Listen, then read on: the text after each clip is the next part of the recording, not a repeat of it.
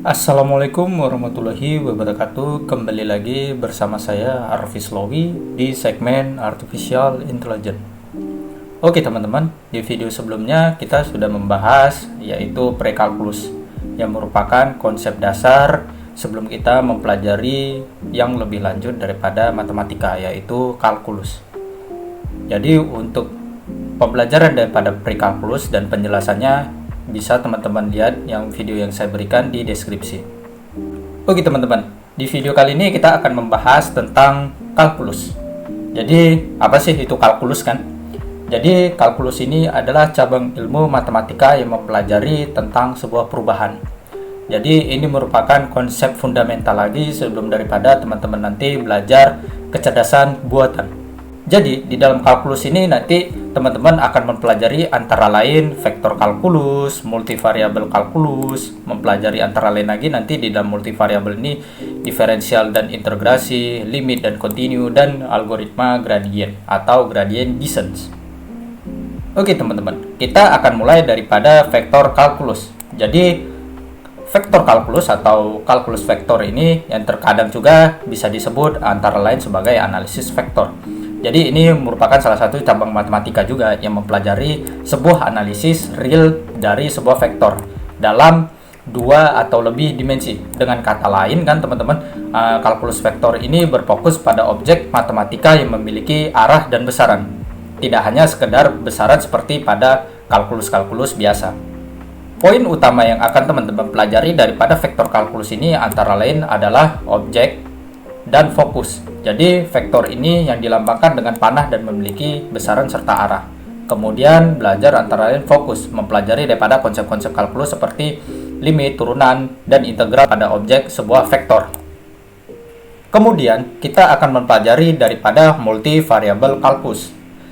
Jadi multivariabel kalkulus atau kalkulus multivariabel atau juga bisa dikenal juga antara lain multikalkulus peubah. Jadi ini adalah sebuah kalkulus yang variabelnya banyak atau kalkulus peubah banyak. Adalah sebuah perluasan dari kalkulus yang kita pelajari sebelumnya dengan hanya satu variabel menjadi kalkulus yang menangani fungsi dengan lebih dari satu variabel independen atau bisa juga kita sebut antara lain bebas. Fokus daripada multivariabel kalkulus ini antara lain adalah diferensial integrasi, yaitu dia mempelajari antara diferensiasi dan integrasi fungsi-fungsi pada multivariabel kalkulus. Kemudian kita akan mempelajari antara lain limit dan continue. Jadi dalam konteks multivariabel yang terkadang bisa menghasilkan perilaku yang berlawanan dengan sebuah intuisi dibandingkan dengan fungsi satu variabel gitu teman-teman.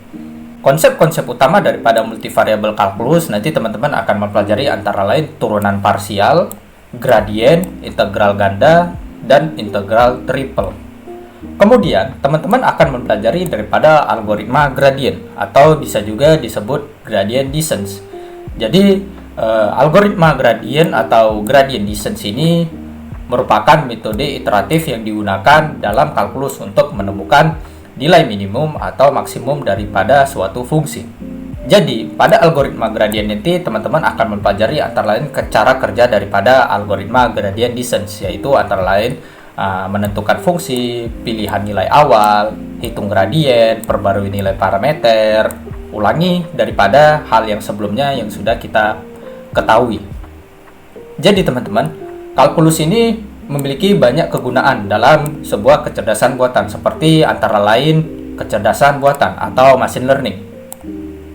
Kalkulus digunakan untuk mengoptimalkan parameter model machine learning atau pembelajaran mesin seperti jaringan saraf tiruan atau juga bisa kita sebut neural network atau bisa juga kita bilang GST atau jaringan saraf tiruan.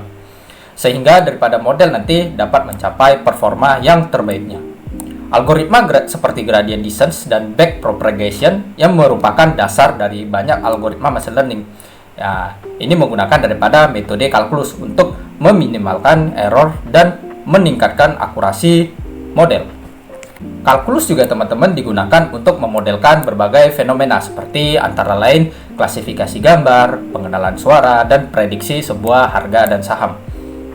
Model-model daripada matematika ini sering berbentuk fungsi matematika yang kompleks yang dioptimalkan melalui sebuah kalkulus.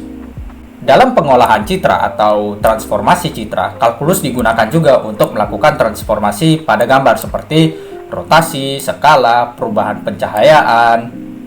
Transformasi ini seringkali diimplementasikan menggunakan daripada matriks, yang merupakan alat matematika yang erat teman-teman dengan kaitannya yaitu kalkulus. Kalkulus juga teman-teman digunakan untuk menganalisis gambar seperti untuk menemukan sebuah objek, menghitung jarak, dan mengidentifikasi tekstur. Teknik-teknik yang daripada kalkulus ini seringkali melibatkan operasi matematika dari dalam kalkulus yang kompleks seperti kalkulasi integral dan diferensial. Kalkulus juga digunakan teman-teman untuk mengendalikan robot seperti untuk menghitung lintasan yang optimal dan menentukan gaya yang diperlukan untuk mencapai tujuan.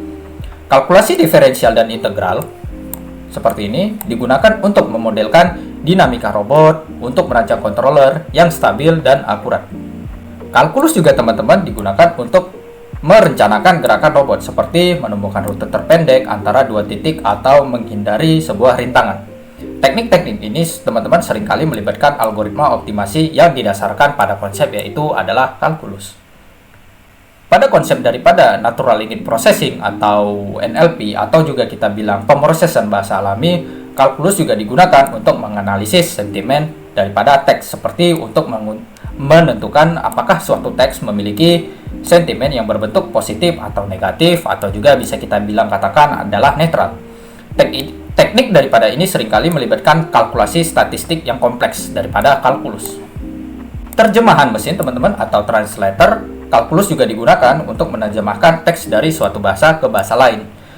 Teknik ini seringkali melibatkan model statistik yang kompleks yang dioptimalkan daripada konsep kalkulus teman-teman. Jadi, kalkulus ini merupakan sebuah alat yang sangat penting dalam kecerdasan buatan. Kalkulus digunakan untuk mengembangkan algoritma, memodelkan data, dan menyelesaikan berbagai permasalahan yang berhubungan dengan kecerdasan buatan. Jikalau teman-teman tidak mempelajari dari kalkulus antara lain yaitu teman-teman memiliki ketidakmampuan mengembangkan daripada algoritma machine learning atau algoritma daripada kecerdasan buatan. Kalkulus adalah alat yang penting untuk mengembangkan algoritma AI yang baru. Tanpa mempelajari kalkulus, nanti teman-teman akan kesulitan untuk mendefinisikan fungsi matematika yang memodelkan masalah yang ingin teman-teman selesaikan.